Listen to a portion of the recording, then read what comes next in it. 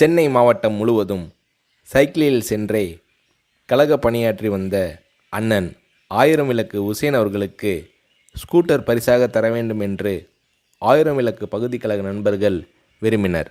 அந்த பகுதியின் பிரதிநிதியும் மாவட்ட பிரதிநிதியுமான தளபதி மு.க.ஸ்டாலின் அவர்களும் விரும்பினார்.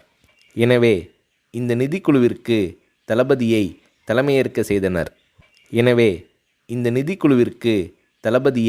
தலைமையேற்க செய்தனர். அந்த சமயத்தில் பெரியார் திடலில் ஒரு செயற்குழு நடைபெற்றது.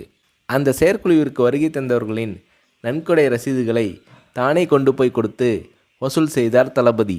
இப்படி பல்வேறு கழக நண்பர்களிடம் வசூல் செய்து ஆயிரம் விளக்கு பகுதி கழகத்தின் சார்பில் தலைவர் கலைஞர் அவர்களிடம் நிதி வழங்கப்பட்டது.